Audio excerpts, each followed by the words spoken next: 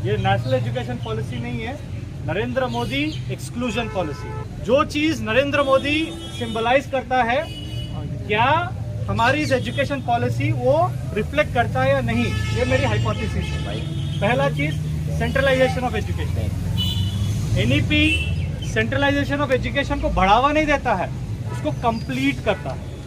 Common entrance examination, common syllabus, counselling, teachers को contract पे रखना। अगर आप इसका विरोध करेंगे, एक पंचवा सी है क्रिमिनलाइजेशन।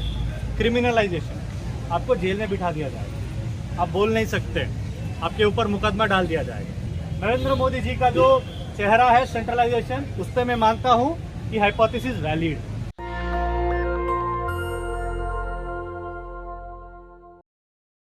ये नेशनल एजुकेशन पॉलिसी नहीं है, नरेंद्र मोदी एक्सक्लूजन पॉलिसी। और ये मेरी हाइपोथेसिस है, मैं आपके सामने रख रहा हूँ। जो चीज नरेंद्र मोदी सिंबलाइज करता है, क्या हमारी इस एजुकेशन पॉलिसी वो रिफ्लेक्ट करता है या नहीं, ये मेरी हाइपोथेसिस है भाई।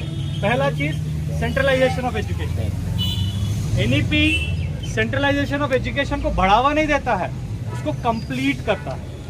Common entrance examination, common syllabus, counselling, teachers को कॉन्ट्रैक्ट पे रखना। जैसे आजकल कॉर्पोरेट का लैंग्वेज है, तो मैं इसलिए इतने सारे सीस एक साथ बोल दिया हूँ, ताकि कोई भी अगर आंसर लिखना हो तो आसान हो जाएगा। और अगर आप इसका विरोध करेंगे, एक पंचवा सी है क्रिमिनलाइजेशन। आपको जेल में बिठा दिया जाएगा, आप बोल नहीं सकते, आपके ऊपर मुकदमा डाल दिया जाएगा। पहला, नरेंद्र मोदी जी का जो चेहरा है सेंट्रलाइजेशन, उस पर मैं मानता हूं कि हाइपोथेसिस वैलिड। दूसरा, मोदी जी जिस चीज के लिए काम करते हैं, मैं जितेंद्र भाई ने एक बात बोला, मैं थोड़ा उनसे डिसएग्री करता हूं। सपने उनको नहीं आते हैं, उनके खजाने को भरने वालों को आता है, और उनका नाम अदानी अंबानी है, और उनके सपने पूरे करते हैं नरेंद्र मोदी। और मेरा सेकंड हाइपोथेसिस कि एनईपी किन के लिए है, जनता के लिए, टीचर्स के लिए, पेरेंट्स के लिए, या कॉर्पोरेट्स के लिए। मैं कुछ डाटा आपके सामने रखूंगा, आप खुद बता देना कि ये हाइपोथेसिस कॉर्पोरेट्स के लिए है बोल के जो मेरी हाइपोथेसिस है, आर्गुमेंट है, वैलिड है या नहीं। पहला चीज, जब से एनईपी लागू हुआ, दिल्ली यूनिवर्सिटी, जेएनयू, जामिया के पास मेरा आंकड़ा नहीं है, तो मेरे पास जो आंकड़ा है मैं वही बोलूंगा। हैदराबाद सेंट्रल यूनिवर्सिटी के कुछ साथी है, वो भी बता सकते हैं। जेएनयू ने 500 करोड़ प्लस का हीफा लोन के लिए अप्लाई किया और उसको मिल चुका है। डीयू का 1000 करोड़ के ऊपर है, मेरे पास वो एग्जैक्ट आंकड़ा नहीं है, मैं माफी चाहता हूँ, मेरी मेमोरी पावर थोड़ी वीक है, बट 1000 करोड़ से ऊपर है और सैंक्शन हुआ है।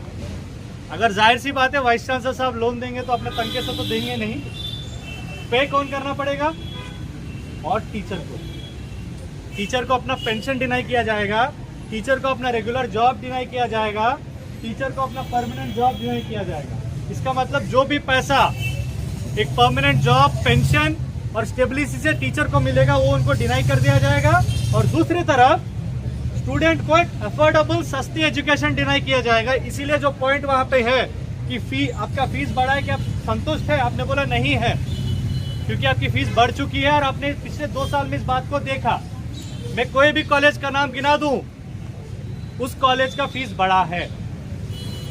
तो अगर कॉलेज का फीस बढ़ेगा तो आप कहाँ जाएंगे, घर बैठेंगे?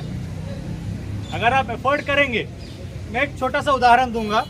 अगर आप कोई कॉलेज में जहाँ पंखा नहीं है, जहाँ इंफ्रास्ट्रक्चर नहीं है, जहाँ पे ढंग से फैसिलिटी नहीं है, वहाँ के लिए 1 लाख रुपए आप देंगे? आप वही प्राइवेट यूनिवर्सिटी में देने के लिए तैयार होंगे? तो पब्लिक यूनिवर्सिटी को इतना सफोकेट कर दो कि स्टूडेंट अपने आप कॉर्पोरेट और प्राइवेट की तरफ बढ़ जाए। ये मेरा पहला आर्ग्यूमेंट। दूसरा, अभी जितने सारे अपॉइंटमेंट हुआ दिल्ली यूनिवर्सिटी में, जेएनयू में, जामिया में, देश के तमाम सेंट्रल यूनिवर्सिटीज में, मैं अपने दिल पे हाथ रख के कह सकता हूं कि उनकी एकेडमिक रिकॉर्ड डूबियस है, फर्जी है, पैसा देकर नौकरी लिया है उन लोगों ने।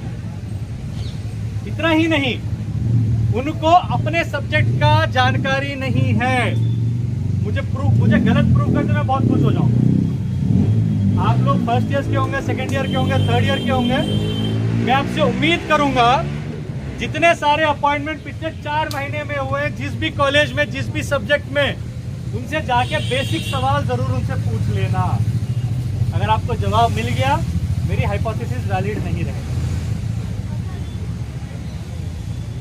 किसी का एमए है, मुझे कोई आपत्ति नहीं है कि एमए वालों को आप टीचर का नौकरी मत दीजिए, बट आपत्ति इस बात पे है कि उनके कंपटीशन में इतने सारे पीएचडी स्टूडेंट्स हैं, एडहॉक में 10 साल, 20 साल, 30 साल पढ़ाए हैं, उनको आपने हटा दिया क्योंकि वो आरएसएस का शाखा में सुबह चड्डी पहन के नहीं आए।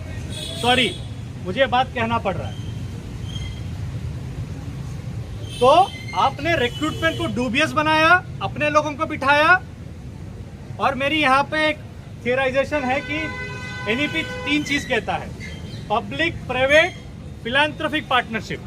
मेरा मानना यह है कि पब्लिक फिलैंथ्रोपी का प्रोपेगेंडा मॉडल उनका पब्लिक एजुकेशन का, क्योंकि जो भी टीचर अभी आज के टाइम पे कॉलेज में आया रिक्रूट होके, वो आपको पढ़ाएंगे नहीं, आपको भाषण देंगे। एक देश और एक भाषण, और जो नरेंद्र मोदी जी भाषण देंगे वही भाषण आपको अलग अलग तरीके से फिजिक्स से लेके पॉल साइंस तक मिलेगा।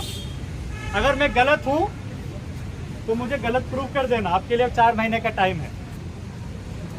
तो जब आपके पास एक पब्लिक यूनिवर्सिटी में ना टीचर है ढंग के, जो है भी है उनको हटा दिया गया है, उनको तनख्वाह नहीं दी जाएगी, इंफ्रास्ट्रक्चर नहीं है, फी हाइक हो रहा है, तो आप मजबूरी में जाएंगे प्राइवेट में और कॉर्पोरेट। इसका मतलब एनईपी का जो सेकंड हाइपोथेसिस है, कॉर्पोरेट को फायदा पहुंचाने वाला, वो वैलिड है मेरे हिसाब से। तीसरा, सिलेबस चेंज, सॉरी माफी कीजिए, चेंज की बात नहीं कर रहा हूं, सिलेबस डिस्ट्रक्शन, क्योंकि ये चेंज नहीं है। चेंज वो होता है खराब से अच्छा बनाया जाए, अगर अच्छे से खराब बना जाए उसको डिस्ट्रक्शन कहते हैं। शायद और गंभीर शब्द भी मैं यूज कर सकता हूं, बट शायद मैं डिस्ट्रक्शन तक अभी रुक जाऊंगा, क्योंकि मुझे उम्मीद है कि वो नहीं होगा। और अभी मैं नंदिता मैम से पूछ ही रहा था कि देश भर में जहां जहां पे सिलेबस चेंज हो रहा है उसका क्या अंदाजा है, क्योंकि मुझे जेएनयू का पता है, डीयू का पता है। मैम ने बोला DU is going to be the role model for the country in syllabus destruction. इसीलिए अंबेडकर को वुमेन स्टडीज सेंटर में, वुमेन स्टडीज सेंटर को हटा दो। जाति के बारे में पढ़ना क्या है, इस देश में जाति तो है ही नहीं। वो गलत बात है, वो मूत नहीं रहा था, शायद हम लोगों ने गलत देखा होगा। मोदी जी आके बोलेंगे हमको कि वो तो जातिवाद है ही नहीं, वो तो हमारे आंखें खराब है, जाति है नहीं, महिलाओं पे यौन शोषण हुआ ही नहीं है। हमारे बीच में आईपी कॉलेज के महिला साथी है, शायद उन्होंने जो आंदोलन लड़ा वो भी फर्जी बताया जाएगा 10 साल के बाद। वो होगा syllabus, propaganda. That is not syllabus, that is propaganda. There is a difference between syllabus and propaganda. Syllabus के अंदर रैशनैलिटी होती है, लॉजिक होती है, हिस्ट्री होती है, कल्चरल कॉन्टेक्स्ट होता है। प्रोपेगेंडा के अंदर खाली झूठ होता है, जो नरेंद्र मोदी जी का तीसरा चेहरा है। ये मेरी तीसरी हाइपोथेसिस है कि जो भी आपको पढ़ाया जाएगा वो झूठ पढ़ाया जाएगा, वो नफरत पढ़ाया जाएगा। अभी एक कॉलेज में तेजस्विनी देसाई बोल के एक टीचर क्लासरूम में बस इतनी सी बात बोली है कि जो रेप करता है वो क्रिमिनल है, उसकी कोई धर्म नहीं है, कोई जाति नहीं है। और रेप को क्लासरूम में कई लोग क्रिमिनलाइज करने की कोशिश कर रहे थे, उन्होंने फैक्ट्स को बताया, उनको 14 डे लीव पे भेज दिया गया। तो ये नीति है आपका। आप फैक्ट्स नहीं बता सकते, अब एजुकेशन में आपको झूठ बोलना पड़ेगा, बेहतरीन तरीके से झूठ बोलना पड़ेगा। और नरेंद्र मोदी जी का चौथा चेहरा, लूट,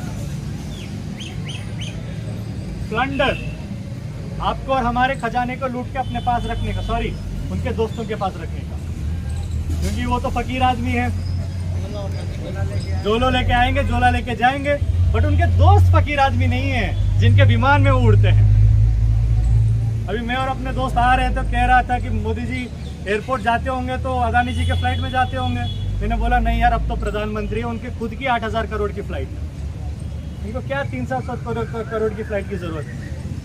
लूट। मैं आपको एक लाइव एग्जांपल देता हूँ। बेंगलुरु में हमारा ऐसा का यूनिट है। 3 हफ्ते पहले वहाँ पे कुछ स्टूडेंट्स आए थे। गीक लर्न के नाम से ऑनलाइन एजुकेशन कंपनी आई। बायजूस तो आपको पता है, मैं बायजूस का नाम नहीं लूंगा, उसकी कहानी पे आऊंगा। गीकलर्न ने बोला हम आपको कोडिंग सिखाएंगे। चलो, स्टूडेंट्स ने बोला बेहतरीन, हम घर बैठ के कोडिंग सीखेंगे। उसने बोला फीस आपकी 2 लाख से 5 लाख के बीच में होगा। स्टूडेंट्स ने बोला कोई दिक्कत नहीं है, जो जितेंद्र भाई ने बोला उसको थियराइज कर रहा हूँ, हम लोन ले लेंगे। स्टूडेंट्स ने लोन लिया, बैंक ने लोन दिया, क्योंकि कोडिंग का मसला है, कोडिंग करेंगे तो नौकरी मिलेगा, फिर लोन चुकेगा, दोनों कॉर्पोरेट्स हैप्पी, अपना जो स्टूडेंट है वो कैसे भी गुजारा जिएगा। बट यहाँ पे एक छोटा सा ट्विस्ट था। पूरे देश भर में 2,500 लोगों ने सब्सक्रिप्शन लिया, 2 क्लास हुए, तीसरे क्लास के बाद कंपनी उड़ गया। कंपनी नहीं है, गीकलर्न का जो मालिक है उसने कंपनी बंद कर दिया, सबको प्रणाम कर दिया, साष्टांग नमस्कार करके भाग गया। वो स्टूडेंट्स पिछले 6 महीने से पुलिस से लेके तमाम सरकारी दफ्तरों का दरवाजा खटखटा रहे, मे आई कम इन। उन्होंने बोला who are you, we said we are students, no you can not come in. वो लोग आखिरी में हमारे पास आए थे। ऐसा बेंगलुरु ने एक छोटा सर्वे उनके बीच में किया कि कितना फीस उन्होंने भरा है। मैं एक कंजर्वेटिव एस्टिमेट आपको बता रहा हूँ, 2,500 स्टूडेंट, 2 लाख का फीस, आप आंकड़ा लगाइए, 40 करोड़ पार करिए। उस संस्था ने कुछ नहीं किया। जूम का सब्सक्रिप्शन लिया होगा 8,000 रुपए, 2 लोगों को पैसा दिया होगा 2 क्लास लेने के लिए, 2-2 लाख रुपया। एक सॉफ्टवेयर बनाया होगा, चलो मैं 10 लाख दे दे रहा हूं उसके लिए। 15 लाख रुपए के वादे पे उसने 40 करोड़ लूट लिया। पुलिस ने उस बंदे को पकड़ लिया क्योंकि सरकार कर्नाटक में बदल गई है। बट वो जो 40 करोड़ उस कंपनी जो लिया है, जो स्टूडेंट्स ने कर्जा लिया है, उनको कर्जा चुकाना पड़ रहा है बिना क्लास का, उनको इंटरेस्ट देनी पड़ रही है बिना क्लास का। ना सर्टिफिकेट मिला, ना डिग्री मिली, ना नौकरी मिली। 5 लाख रुपया का कर्जा उनको हर EMI में चुकाना पड़ रहा है। ये एक कहानी है जो हमारे सामने आई है। जैसे हमने इनका केस लिया, एक दूसरा कंपनी आया, वो 5,000 स्टूडेंट थे। ऑनलाइन एजुकेशन के नाम पे, ऑनलाइन एजुकेशन के काम से इस देश में आम जनता से लूटा जा रहा है।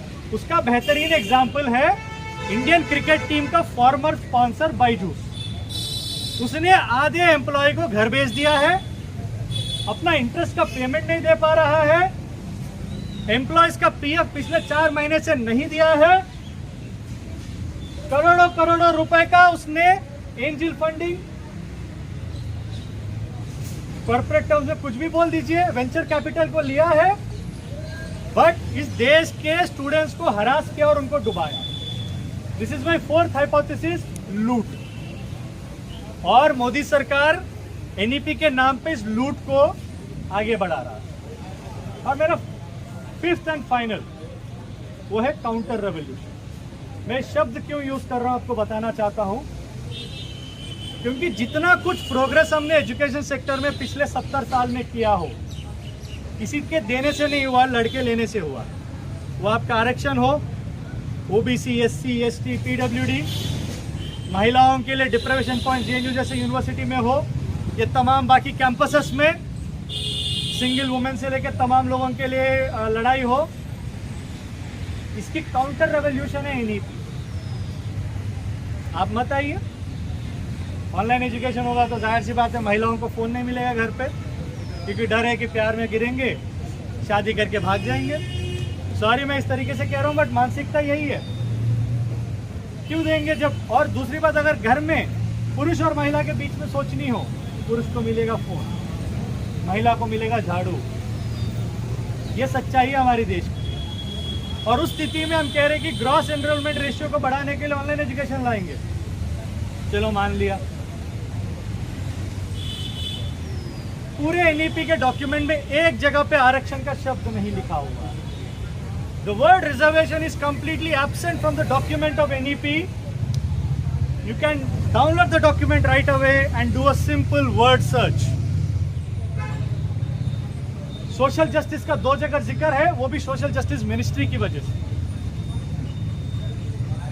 तो इसका मतलब नरेंद्र मोदी जी जो कहते रहते हैं इस देश में जाति नहीं है, जाति नहीं है, जाति नहीं है, इसका मतलब आरक्षण नहीं है। सोशल जस्टिस अब नहीं रहेगा। पब्लिक यूनिवर्सिटीज में जो भी बचा कुचा मिलेगा वो फी हाइक से आपको एंट्री नहीं मिलेगा। प्राइवेट यूनिवर्सिटी में तो हम जा ही नहीं सकते हैं, 40 लाख रुपए तो खर्चा तो लेके हम पढ़ नहीं सकते हैं, तो खत्म। और हमारा साथी थे वो चले गए, उनका नाम सिद्धार्थ था, आपने नहीं, सॉरी वो चले गए। वो मैम से सवाल पूछ रहे थे कि कैसे हमारा एनईपी विश्व गुरु लायक है, वर्ल्ड क्लास है। आपको मैं एक छोटा सा इंफॉर्मेशन नेट में निकालने के लिए बोलूँगा। आप 3 दिन पहले अमेरिका का सुप्रीम कोर्ट ने वहाँ के डेट रिलीफ जो जो बाइडेन सरकार ने स्टूडेंट्स को देने की वादा किया, उस पर क्या ऑर्डर पास किया आप देख लेना, पहला। दूसरा, अमेरिका के सुप्रीम कोर्ट ने अफर्मेटिव एक्शन पे, रेस के नाम पे अफर्मेटिव एक्शन जो अमेरिका के यूनिवर्सिटीज में मिलता है, उस पर क्या निर्णय लिया आप जरूर देख लेना। ये आपका वेस्टर्न एजुकेशन मॉडल, जहां पे $3 ट्रिलियन से ज्यादा कर्जा स्टूडेंट्स पे है। और इस बार अमेरिका में वो चुनाव का मुद्दा बना, और वादा करने के वादे पे जो बाइडेन जीता और वो करना चाहता है, तो वहां के पूंजीपति क्लास नहीं करने दे रहा है, क्योंकि जिस जज ने वहां पे आदेश दिया है वो एक बड़े philanthropist, because I am using that word because they call themselves that, बड़ा फिलैंथ्रोपिस्ट ने उनको बड़े बड़े विमानों में और शिप्स में घुमाया है। तो जाहिर सी बात है वो तो नहीं चाहेंगे। और उस एजुकेशन मॉडल को जो खुद अमेरिका एक कैपिटलिस्ट नेशन है जो रिजेक्ट कर रहा है, हम कह रहे हैं वाओ लेट्स टेक इट। ये मोदी जी का 5th चेहरा, काउंटर रेवोल्यूशन। जितना ज्यादा सोशल इंक्लूजन, जितना ज्यादा सोशल जस्टिस, जितना ज्यादा इक्वालिटी, फ्रीडम हमने अपने यूनिवर्सिटीज में लड़के लिया, सब वापस होगा, सब एनईपी से वापस होगा। इसीलिए मैंने इसका नाम दिया नरेंद्र मोदी एक्सक्लूजन पॉलिसी। और बहुत सारे चीजें हैं, इस पे विस्तार में बात कर सकते हैं, बट आप लोगों ने महसूस किया इस चीज को। मैं 2014 में यूनिवर्सिटी सिस्टम में आया हूँ, उससे पहले मेरी ग्रेजुएशन यूपीए सरकार में हुआ था, बट मैं एमए में जेएनयू में 2014 में आया। और ऐसा कोई चीज नहीं हुआ होगा जो यूनिवर्सिटी सिस्टम में मैंने नहीं देखा होगा। इंस्टीट्यूशनल मर्डर्स से लेके डिप्रेवेशन पॉइंट, सोशल जस्टिस को खत्म करने की पूरी प्रयास किया गया फर्स्ट टर्म में, रोक लगाया, लड़ा। हम तमाम साथियों के शरीरों पे हमारा निशान भी है लाठीचार्ज, बट कोविड आया और मोदी जी ने बोला this is a great moment for me, आपदा में अवसर, और उन्होंने एनईपी को लागू किया एक प्रेस कॉन्फ्रेंस के माध्यम से। डिस्कशन, डिबेट, कंसल्टेशन नहीं। अगर आप सोचिए कि विजेंद्र सर भी इस बात को कह रहे थे, नंदिता मैम भी कह रहे थे, इसी बात से अपने बात को खत्म करूंगा। अगर जब भी आप खाना बनाना चाहते हैं, जब आप खाना बना रहे हैं, नमक कितना डाला है, तेज पत्ता कितना डाला है, स्पाइसेस कितना डाला है, डालने के बाद टेस्ट तो करेंगे ना किसी को सर्व करने से पहले। ये सरकार ने खाना बना दिया और आपको सौंप दिया और कह रहा है कि अच्छा अब इसमें नमक नहीं है, मैं नमक डाल देता हूँ। इसमें तेज पत्ता ज्यादा है, चलो मैं पत्ता निकाल देता हूँ। इसमें स्पाइसेस ज्यादा है, चलो खाना छोड़ दो, दूसरा कुछ बना लेंगे तुम्हारे लिए। इनका काम है act first think later, act first consult later, क्योंकि इनको हड़बड़ी है कि किसी तरीके से इस काउंटर रेवोल्यूशन को पूरा करें। मैं आप लोगों से इतना ही उम्मीद करूंगा कि ये यूपी एक सिम्टम है इस नरेंद्र मोदी एक्सक्लूजन पॉलिसी का। इस तरीके के कई सारे सिम्टम हमारे यूनिवर्सिटी सिस्टम में आ चुके हैं, उन सब के खिलाफ हमको लड़ना पड़ेगा। बट इन 4000 स्टूडेंट्स को जिन्होंने इस सर्वे में पार्टिसिपेट किया, और अब तमाम स्टूडेंट्स जो आज आए हैं सुनने के लिए, और आपका खुद का एक्सपीरियंस है इस एजुकेशन सिस्टम का जैसा मेरा है, मैं 3 महीने में यूनिवर्सिटी सिस्टम से आउट होने। नेशनल दस्तक की आपसे गुजारिश है कि अगर इसको बचाना चाहते हैं तो नेशनल दस्तक को सब्सक्राइब करने के लिए रेड कलर के सब्सक्राइब बटन को दबाएं, फिर बेल आइकन की घंटी दबाएं। नेशनल दस्तक को बचाने के लिए बहुत जरूरी है कि हर खबर को शेयर करें, लाइक करें, कमेंट जरूर करें।